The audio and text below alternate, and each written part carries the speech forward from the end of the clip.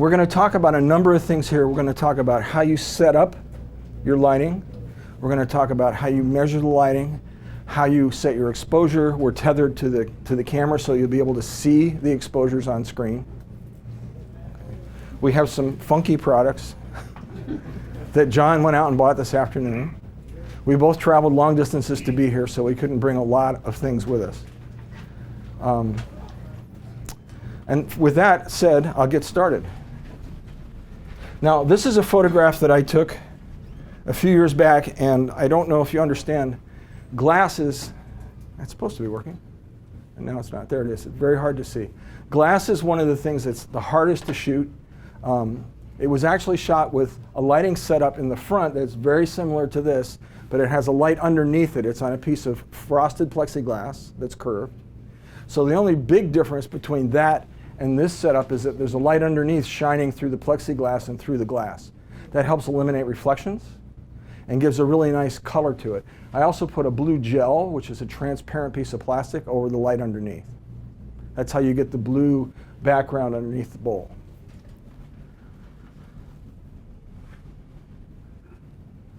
What we're going to do is talk about product photography for print and electronic media. We all know that a lot of things that get shot today get put out on the internet and they never see a printed page, but there's still a lot of work that I do that gets put into catalogs, that gets put into product brochures. Most of the work that I do nowadays gets put onto trade show displays. So I shoot with a fairly robust camera. I shoot with a Hasselblad with a digital back because they need really big files. This is a Nikon D800. This would also work for that. But for other work, for things like web and catalog, a smaller camera will do just fine. And believe me, there's a ready market for quality imaging in that niche. You want to make the photograph accurate and attractive as a representation of the product. That's an important point to take away with you.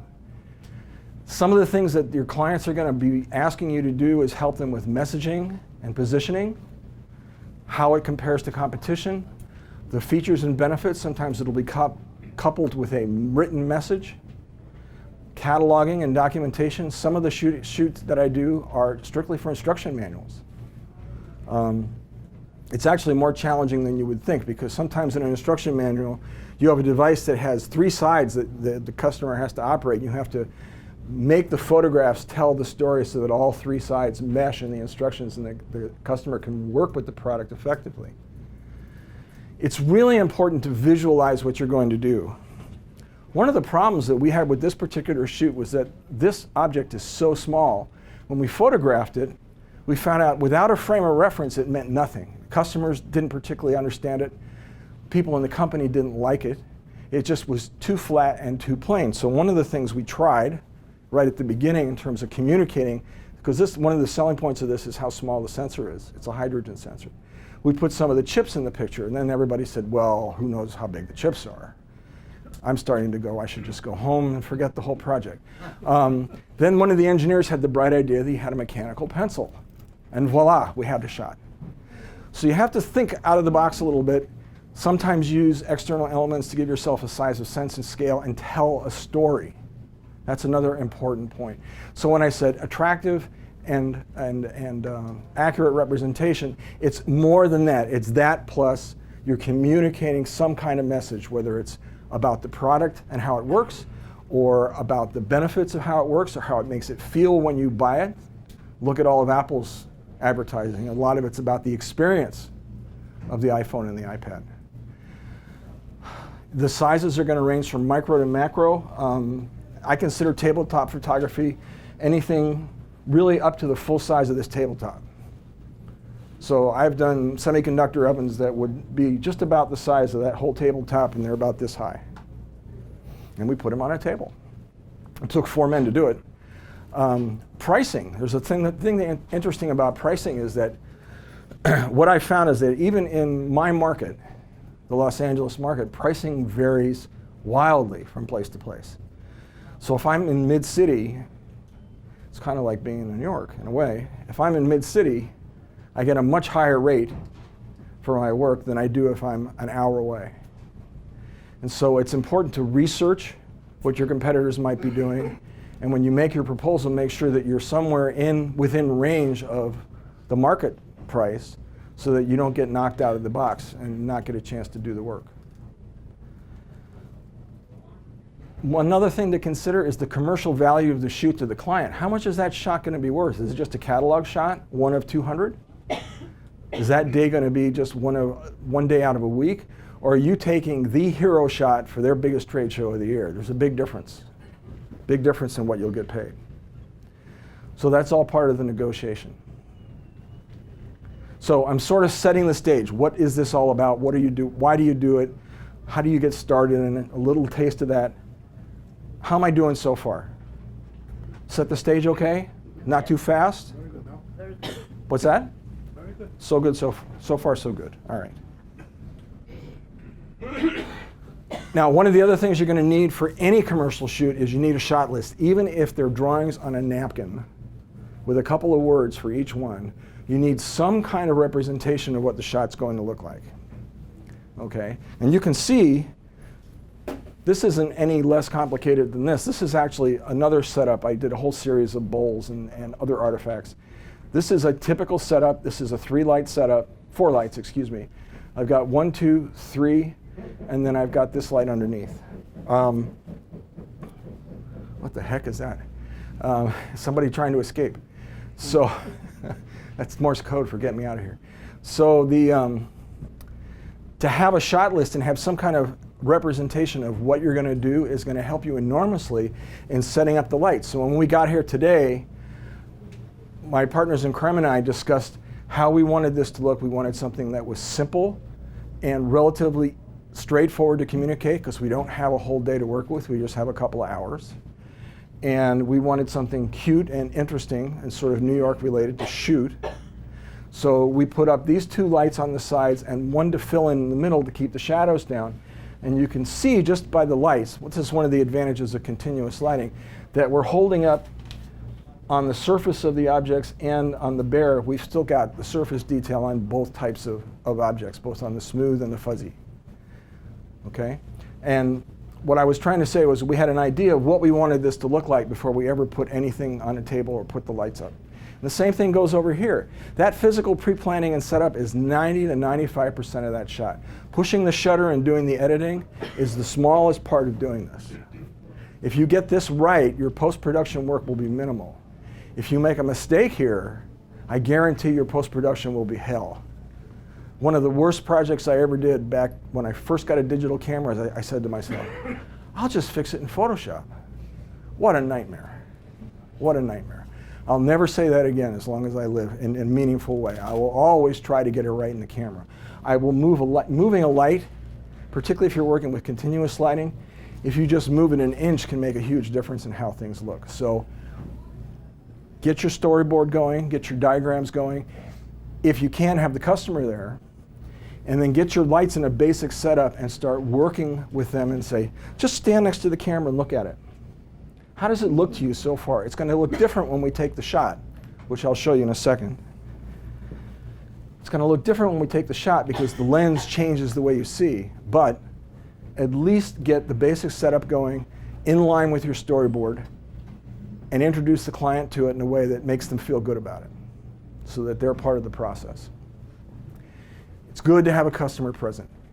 It's also good to manage expectations. That's why you have a storyboard or a diagram or even a description of what it's going to look like. If you have prior art, photographs that were taken before, that's really helpful. You know, particularly if the client doesn't like them, you can always know what you can't do. You know, sometimes if they're really good, it's kind of hard to surpass it.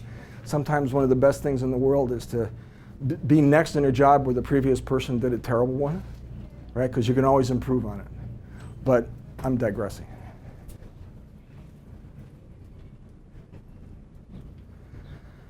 Now, I want to mention something is that we didn't just put up 3 lights.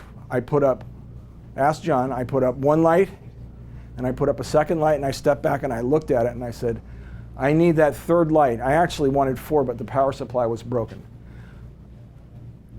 Somebody broke it packing it away. I put the 3rd light in to fill in some of the shadows. If you look at the bear, there's some little places underneath his arms and places like that were too shadowed from right and left. They were like double shadows. So when I put that middle light in, that got rid of those. So build it up one light at a time, and then, this is the thing that people hate to use, a light meter. Handheld light meter is your friend. Now you might say, well, they're expensive. They cost less than a lens, less than a decent lens. I have two light meters. I have a Sekonic L458, which I use mostly for video. And I have this one. This is the 358, its predecessor. This thing is 15 years old. It's been dropped out of a moving car. It's been stepped on. It's gone down a hill, and it still works. So once you buy one, it's a lifetime investment as far as I'm concerned. It comes with a radio trigger, so you can set up radio triggers on strobes, and you can trigger them with the meter. So, for example, if I had these were strobes, and I went over here and pushed this button, it would fire all the strobes, and I would get the reading.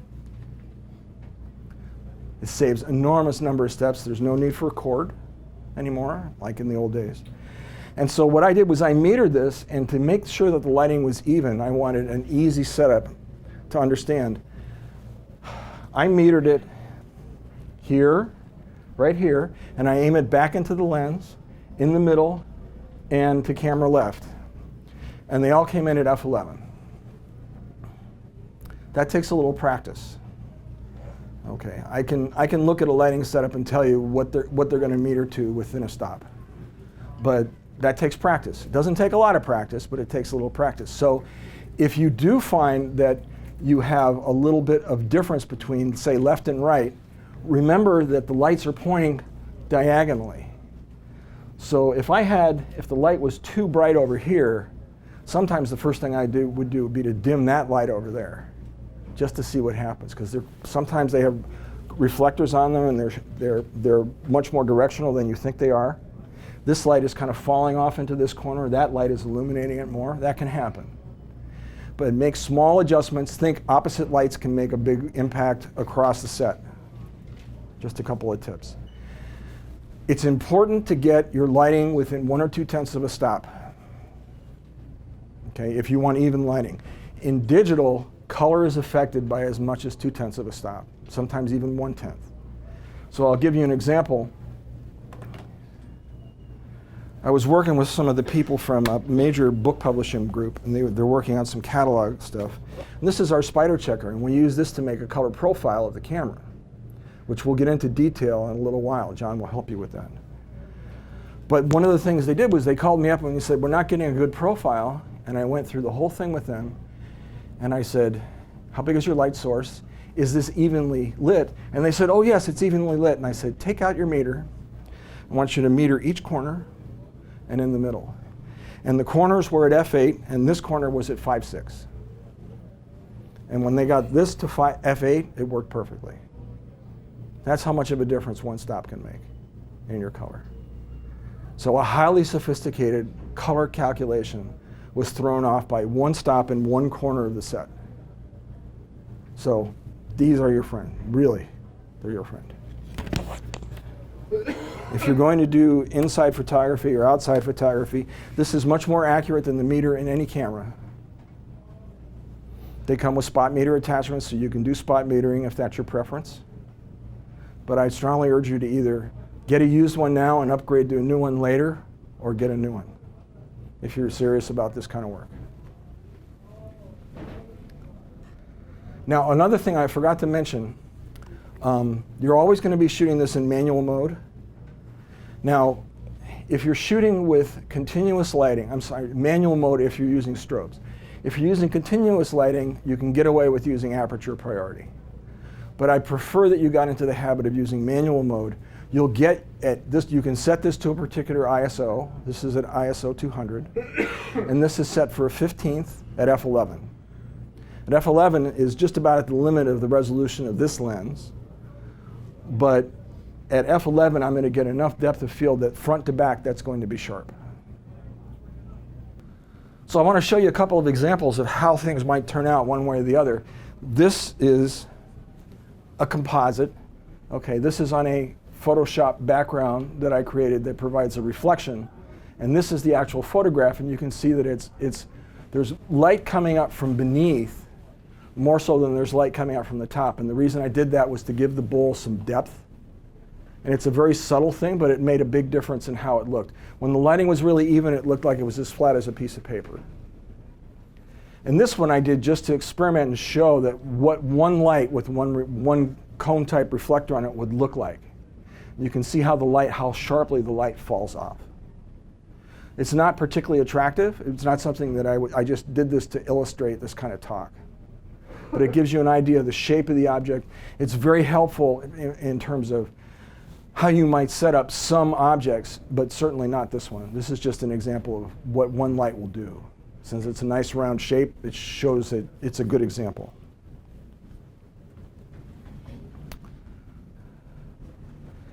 Now this is also shot on a plexiglass background with the blue gel underneath, just like the bowl was. But what I've got above it, so I have a big softbox. Everybody knows what a softbox is? Okay, a big softbox with a strobe coming from above. And then I have, you can see there's a light behind it. See this light right here? There's a light behind it coming in this way that gives me the edge and the top of it. So there's really, there's either 3 or 4 lights in here. But look at how much depth this has, because the light is balanced from above and below, and the side here was it's sort of almost like backlighting, isn't it? So it gives you a real sense of dimension. Of course, that's an old camera, but I thought it would be cool to shoot an old House of Blood, so I did. It's my sister's camera. So now I do a lot of catalog work. This is a device that's, in the age of a bowl, is particularly relevant. This is designed to sterilize a hospital room. So these are UV light tubes. In fact, this is a 2-shot composite because I can't really have the strobes going and they overpower the UV tubes that are in there. So I take a picture in the dark room with the UV tubes, and then I take a picture with the lights going and I composite the two together. So this is fully floodlit. There's 2 big, they're about 5 feet high soft boxes on either side. In the background, what I have is 2 lights. They're off camera, they're either side. They're lighting the background to a stop brighter than the object. So the background goes completely white, no wrinkles, no spots, no shadows. That's great for catalog work because we can cut that out and put it anywhere. We can put it on a trade show graphic, we can put it in a catalog, we can put it on the catalog cover in front or behind of text and graphics and things like that. This is a second shot, a close-up that was used in the catalog to show the control panel. So you can see that there's a wide range of things that you can do with tabletop photography or relatively small object photography in a very small room. I shot this in a room that was 10 by 12. Doesn't take a lot. So there's a really nice niche there for people who are aspiring pros that want to get into working for clients. Shooting, there's a lot more small product companies than there are big product companies. There's thousands of them out there, and they all have a need to put stuff on the internet, to put stuff in catalogs, et cetera, et cetera, et cetera.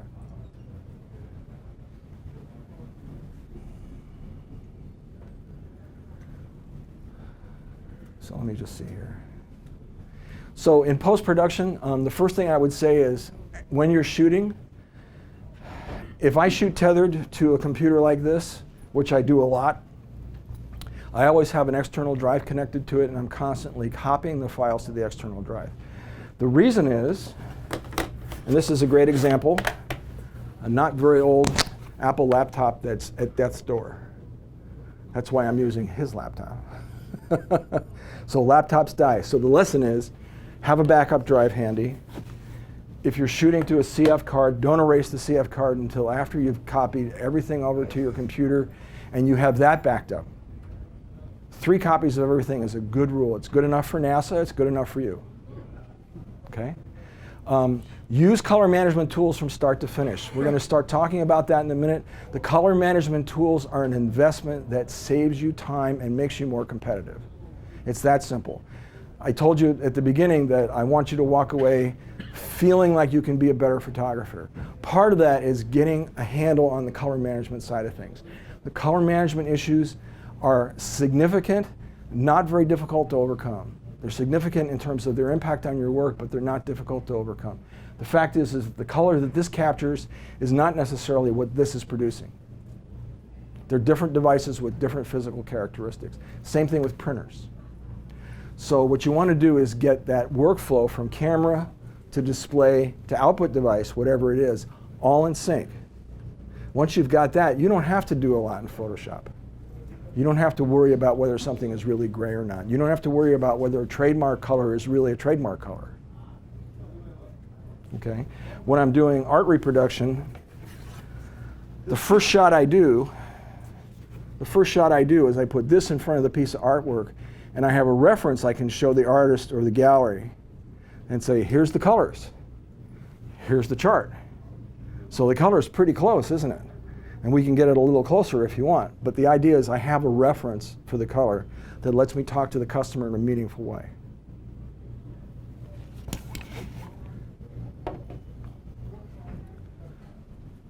Let me see here. Display calibration. I want to talk to you about that briefly. How many people here calibrate their display right now? So what we'd say half? Okay. How many have not heard of doing this? Don't be shy. Okay, so one or two. Here's the deal with displays.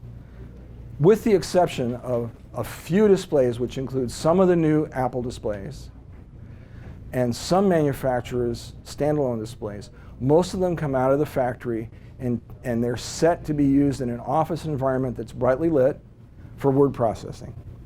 Has nothing to do with photography. So they're very bright and they're kind of blue. And very bright means that you have no idea what your shadow and highlight detail are going to look like, number one. Number two, if they're kind of blue, it pushes all of your colors over in the wrong direction. So the yellows are not going to look as yellow, for example, right? Blue and yellow are opposite on the color wheel. You're going to have issues with trying to understand whether or not that shot is color accurate or not. So the first thing is that if you're going to edit that photo, you should be editing it to true color, which is why you calibrate the display. When you've got the display calibrated, grays are going to be neutral gray, whites are going to hold the detail, shadows are going to hold the detail, and the individual colors are going to be pretty darn accurate. So it's a small investment that saves you a lot of time and effort. You can calibrate laptops, you can calibrate a laptop connected to an external display. You can calibrate external displays. I take them with me to clients. If I'm going to be giving them photographs, I don't want them looking at an uncalibrated display. They're just going to get mad at me. Say, what kind of photographer are you? This thing looks blue. Well, it's not really blue, Jeff. It's actually got a problem with, no, it doesn't. It looks fine to me. It looks fine to them because they're used to it. When you calibrate it, they go, oh my gosh. Then I hold up this color chart next to a photo of it, and they go, oh my gosh, and now you've won over a client.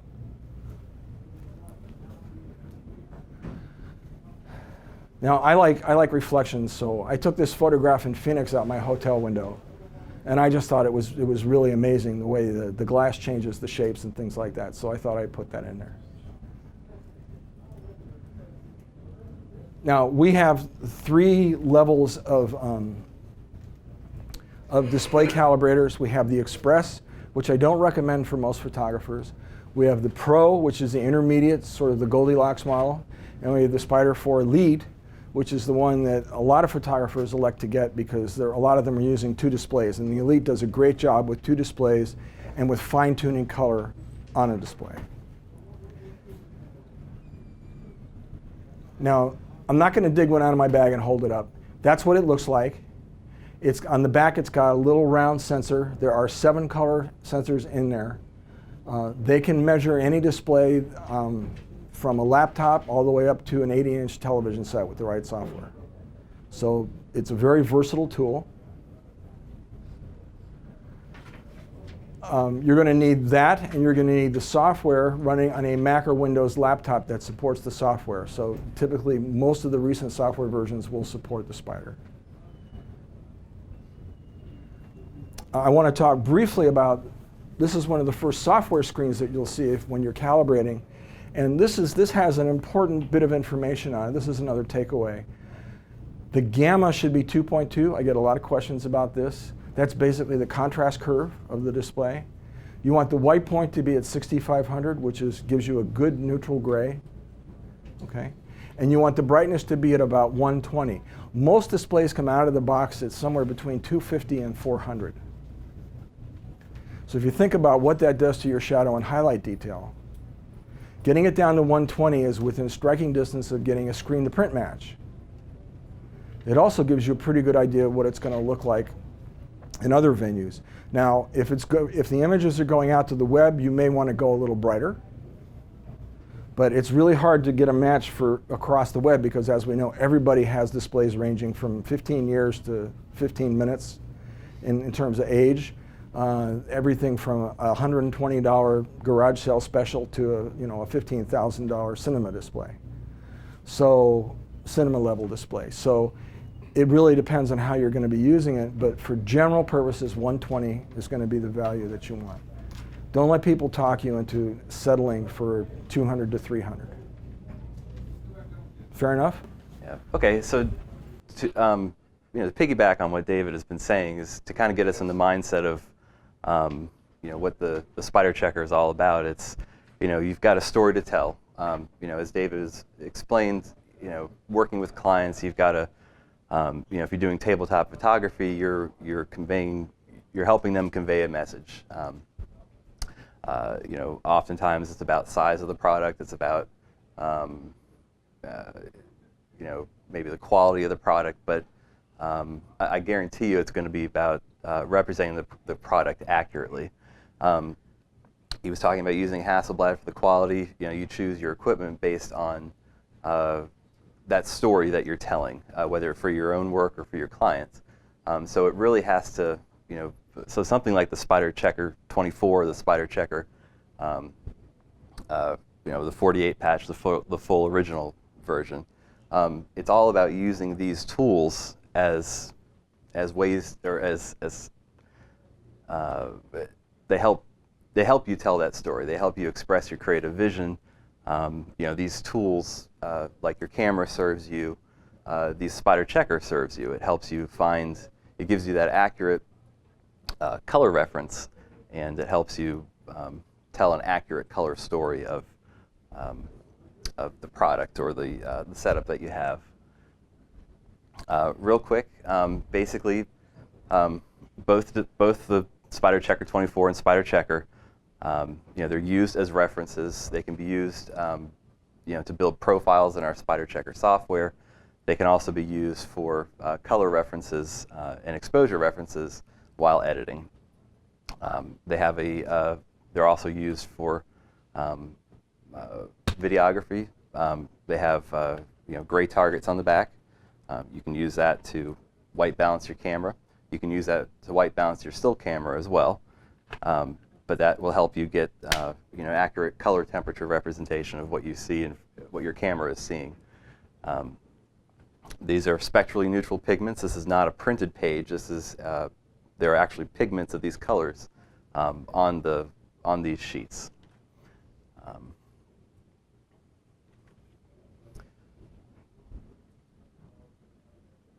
So the workflow is simple. What you're going to do is you're going to take a reference shot of this. So for this example, David's going to take us through using, setting this up in the scene. You can do it to make, but you do it to make color profile for your camera and lens combinations. It can be those profiles are exported into Lightroom, Camera Raw, Hasselblad Focus, and for the videographers, Blackmagic DaVinci Resolve 11. But they're used to adjust and compensate for every camera and lens's color fingerprint. So each lens is going to have its own unique color cast. Whether lens manufacturers, the goal is to get it as neutral as possible, but every camera sensor is going to represent color just slightly differently than each other. And what this does is it gives a good baseline for color. And again, it's used to correct color. So when color accuracy is important, you're able to get color spot on as very easily. It gives you that reference point, or gives you the ability to get to a known reference point and apply that color profile over images through the entire shoot. But it gives you that known reference point, but it also lets you add your own flavoring on top of that. So we're not necessarily trying to tell you your color should be this way. If you're going for something a little more creative, then we're giving you a point, a baseline to reach, and then you can add your own flavoring or your own creative vision on top of that.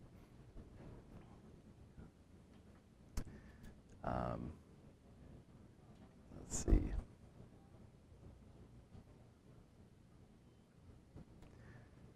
Yeah, so the spider checker workflow, you're going to use it. You're going to set it up as a target. You're going to be capturing RAW. You don't want to be using JPEG.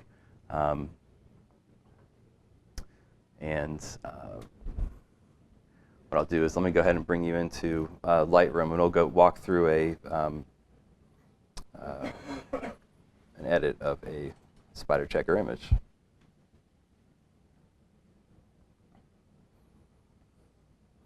All right, so we have here an example of a evenly lit image of our spider checker. You know, I didn't use a light meter, but I did get all the corners to be as accurate or as evenly lit as possible. So before you export the target image into our software, you've got to go into the develop module and prepare the image. So first thing I'm going to do is I'm going to go ahead and straighten it up by using there are reference points on the target to help you do that. And I'm going to go ahead and crop it down so we're just seeing the target.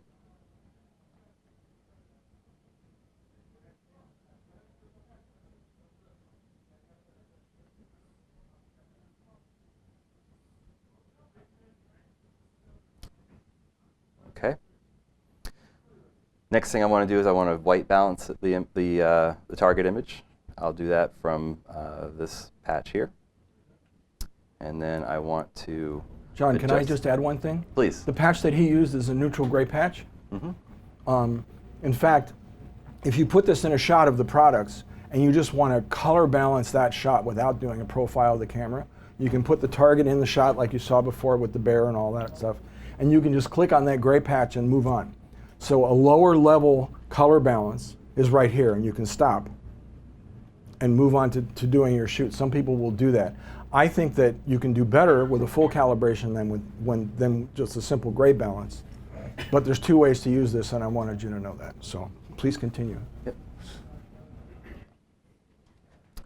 So the last two adjustments I need to make sure my blacks are about 10%, my whites are at 90%. The easiest way to do that is I go ahead and just click on the blacks, and when I hover my cursor over the black, I'm seeing just under the histogram a percentage readout of my red, green, and blue. So I can just take the arrow key, bring it down. I want to bring that down to 10%. Okay. Then I go to my whites. I want to use this patch here for the white.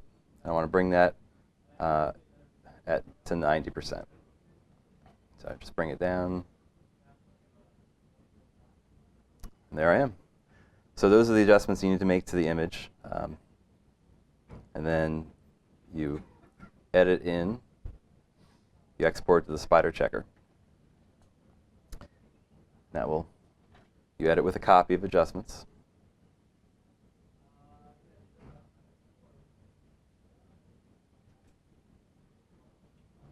And the spider checker will launch. Yep. Okay. So here is the image I just took from Lightroom. There is a color grid here of the patches. What you need to do is line these up.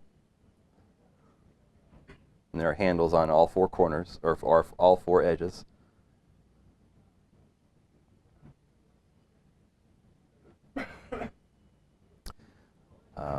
There are 3 different color modes. If I was doing more portrait work, I would create a portrait type of a color profile. That reduces some of the saturation in the reds to help with a good pleasing color look for most portrait work. Colorimetric will get me the most accurate, true-to-life color representation from a profile. Saturation is a little more of a vivid look. and you choose the mode based on the profile that you want to make. What I've done is I've gone in and made profiles for each of my camera and lens combinations, and I can apply those in post-production to any file that I make with those that camera and lens combination. There are 3 places we can save the profiles. Go to Lightroom, we can go to Adobe Camera Raw, and go to Hasselblad Focus. DaVinci Resolve 11 has this type of utility built in and is able to just to recognize the target, and it does that within the software itself. Save the calibration. What I want to do to keep everything consistent and so I remember which lens and camera this is for. So start off with D800 _ 24 to 85 for the lens.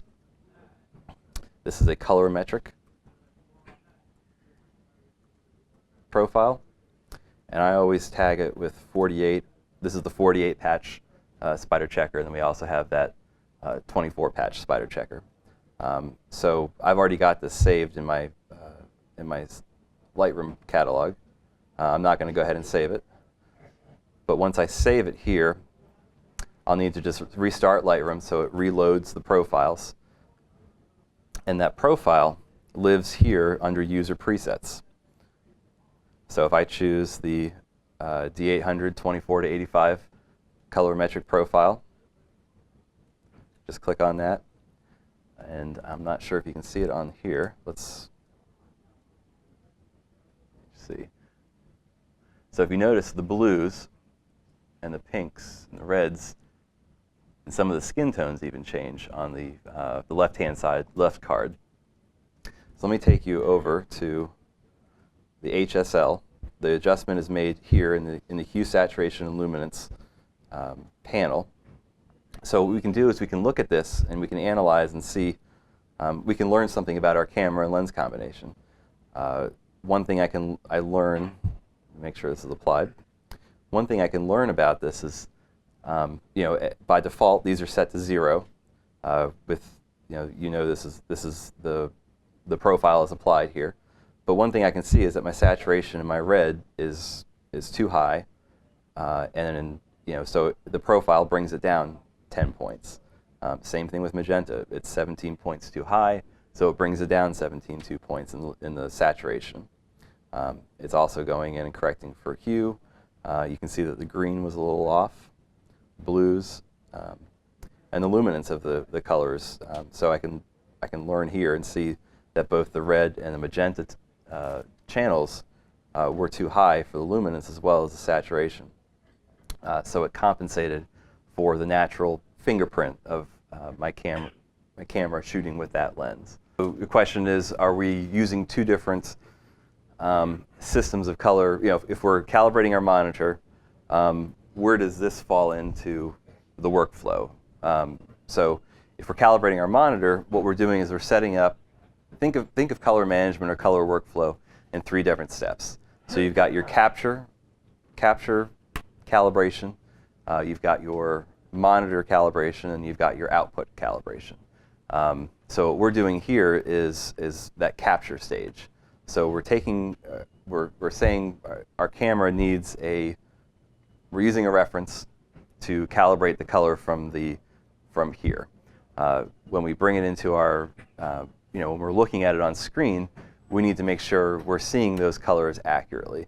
And so that's what the monitor calibration does. So used in conjunction with each other, you've got a seamless color environment or color baseline.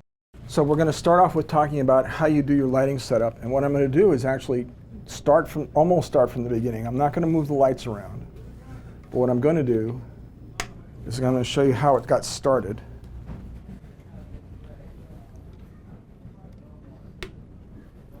Okay, I'm going to take a photo of this, which is going to look terrible. Are we ready over there? We are ready over here. Okay, let me get this adjusted. Okay, here we go. It takes a second for it to travel over.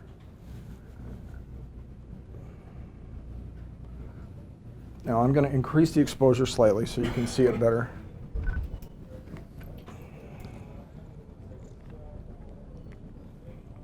Okay, I have to remember. Let's try that.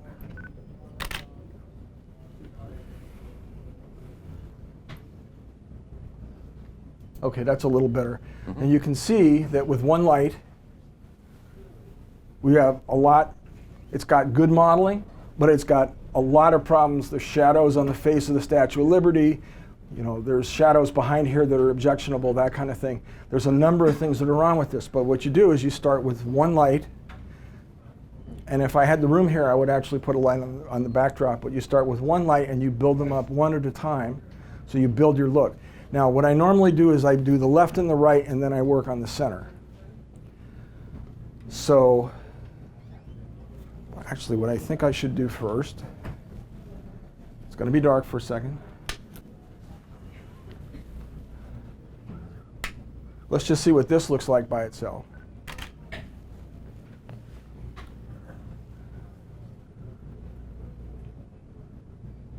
And you can see it's got the same issues going the other way. So then if I combine them,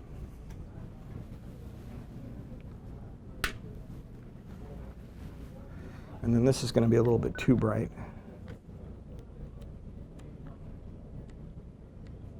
Let's try that.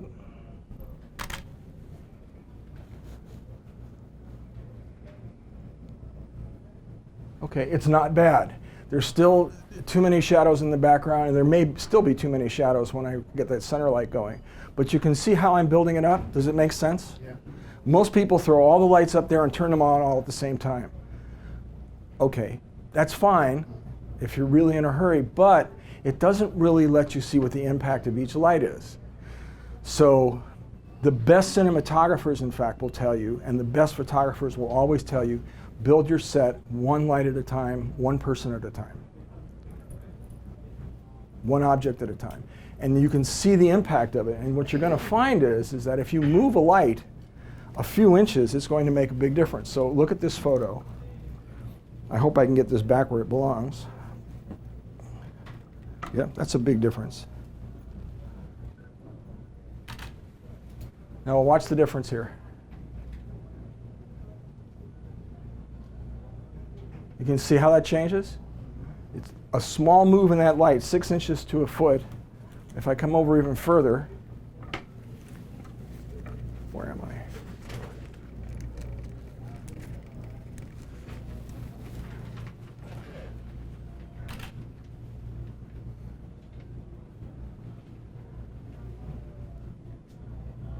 Do you see how the shadow intensity changed? So small differences in the lights make a big difference. The mistake that people make is they pick the thing up and move 3 feet. What you really want to do is move it an inch or 2 inches or 3 inches and adjust the intensity a quarter of a stop at a time and meter your changes. And you'll find as you practice with this and you build your sets up one light at a time, it'll get easier and easier for you to see where it's going to go. When you move the light, you have a pretty good idea what's going to happen. So now if I put the middle light in, come on, baby. And then this is now in the wrong place, but what the heck. And then I need to go back up to F11.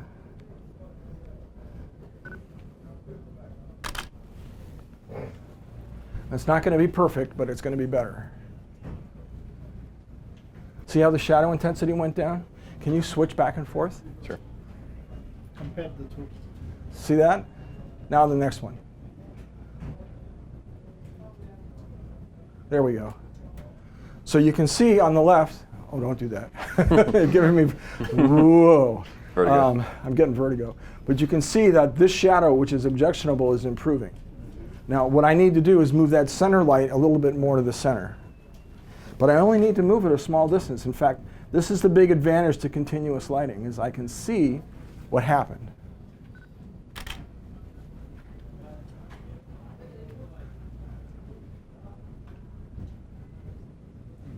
So go to the current one. See the difference?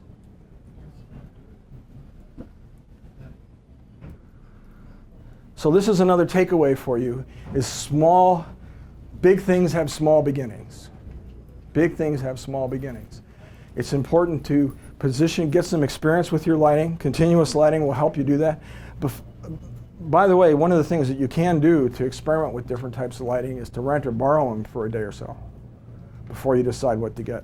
Light meter is your friend. So one of the things that I would do now that I have this test shot set up and I've got the lighting more or less where I want it, and you don't want to stand between the light and the meter. Okay, people do that. Aim it into the lens. Some people tell you to aim it at the light. That's wrong. Aim it into the lens.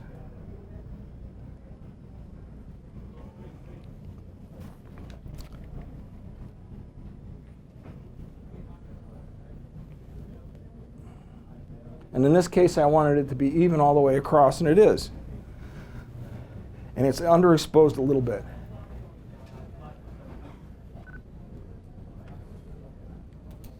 That's probably more like it. Let's see. David, would you also light meter your background? If I was doing like catalog shot, the one I showed you with the big tower, definitely. And in fact, what I would do is I built the lights up. The first thing I would do would be to light the background. So I'd have my 2 strobes or my 2 hot lights on either side of the background. And in fact, I'd do them one at a time. So I'd get my circle of coverage. Typically, you aim them across, so the left-hand light aims at the right-hand side of the sheet. The right-hand light aims the opposite way, so the 2 cones cross, and you get even lighting. And so I'll meter the center of each cone. Then I'll put them both on and meter it all the way across. And I just go like this. And I meter it. And what I typically want is whatever I want the subject to be, and that depends on depth of field, right? So let's say I want to shoot the subject at f8. I want that white background to be at least f11. Now I don't have to worry about a darn thing in Photoshop with that background. That background is going to be pure white. It's not so bright that it's going to spill around the edge of the subject and give me a white halo around their ears or the top of their hair. That's undesirable. What I am going to do, though, is I'm going to get a very, very clean cutout. So if I want to separate them from the background in Photoshop, I can do it. Or if I'm going to use them on that background, let's say in a magazine spread or something, it's going to look really clean. They're not going to merge or fuzz out with the background. So that one stop is pretty much the limit. If I'm going to shoot them at f11, then I'd go a stop up from there for the background. Other questions? And the same process if these are continuous lighting, would you recommend one light at a time using strobes? Yeah, absolutely. Yeah, it takes more practice. But what you do is you get strobes that have modeling lights. Yeah. And so the other thing is that if you do, for safety's sake, if you have strobes that have modeling lights, make sure that you never ever cover the vents on the back, because it'll burn up. No. Okay, it will. The modeling lights create a lot of heat. And the last question, would you consider this overkill for eBay? Overkill? No, I wouldn't. It's competitive. The better your photos look, the cheesy photographs, people sell stuff. But you can sell, you could sell a dead possum on eBay. Right?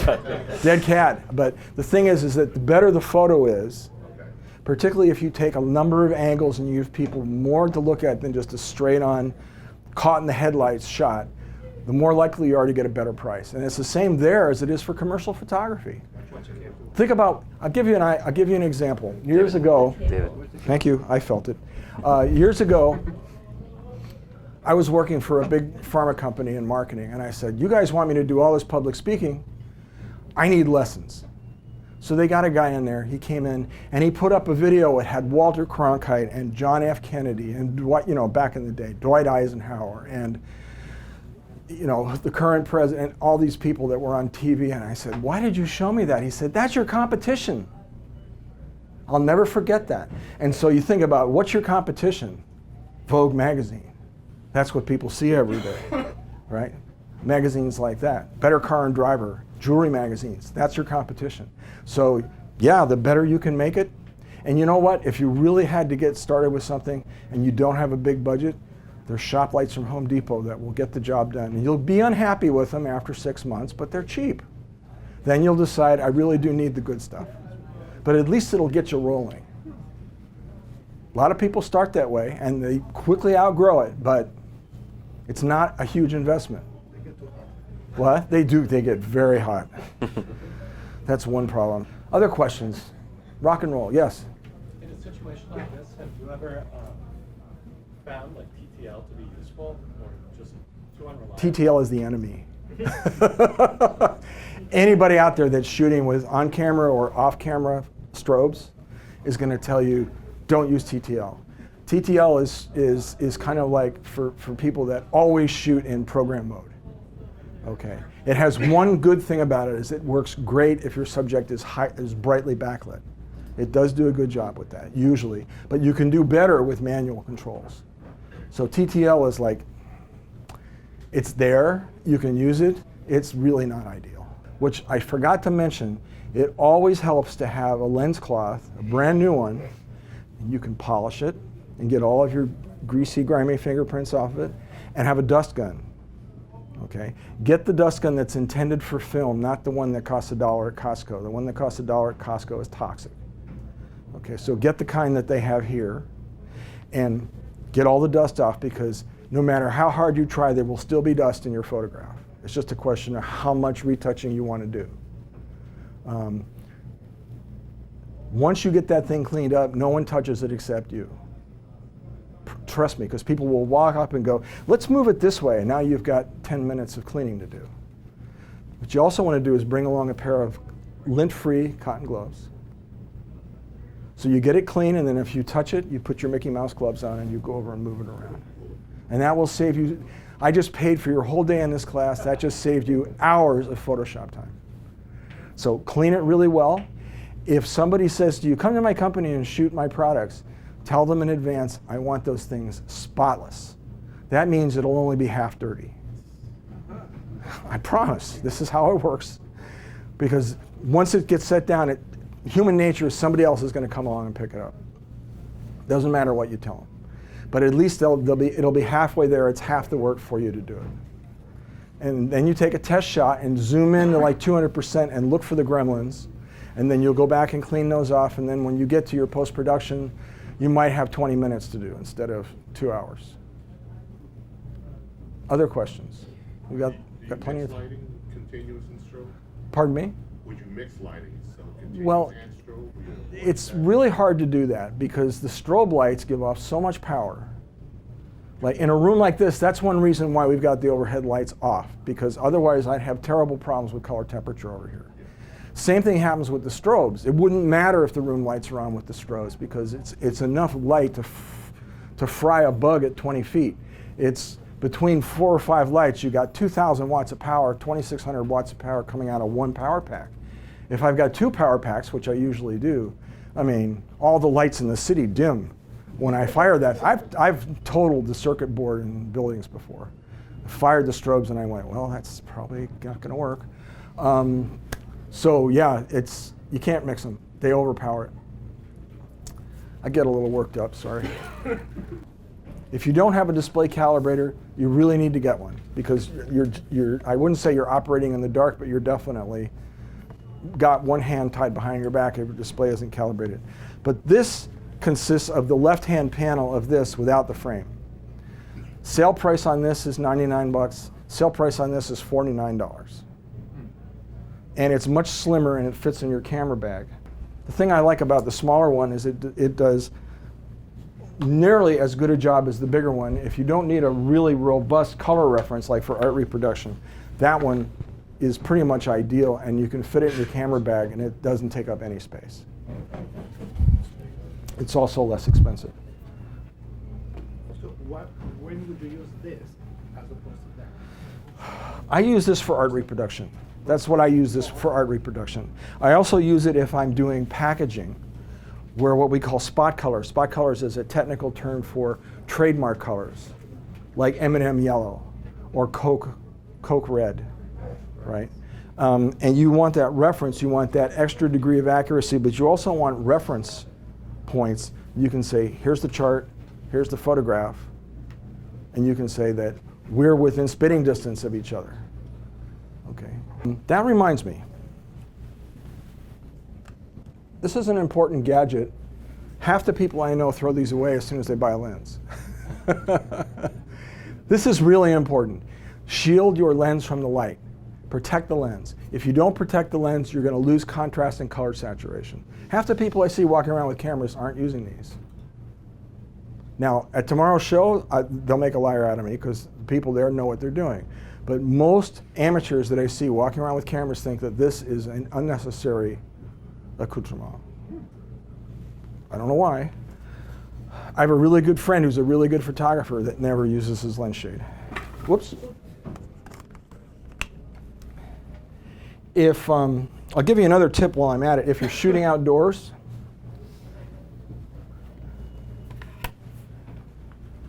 I'm going to disconnect this for a minute.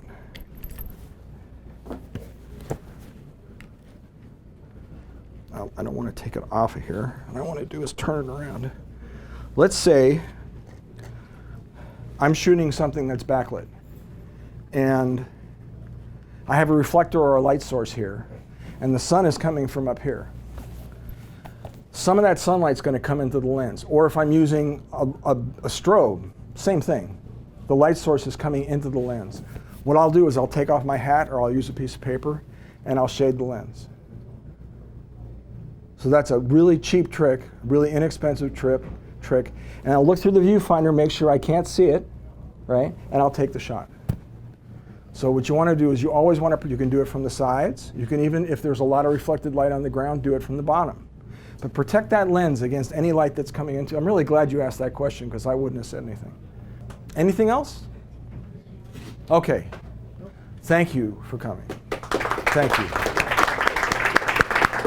Whether you're a hobbyist or a professional, B&H has the answers to your questions. Experience a world of technology at our New York City Superstore. Connect with us online or give us a call. Our staff of experts is happy to help.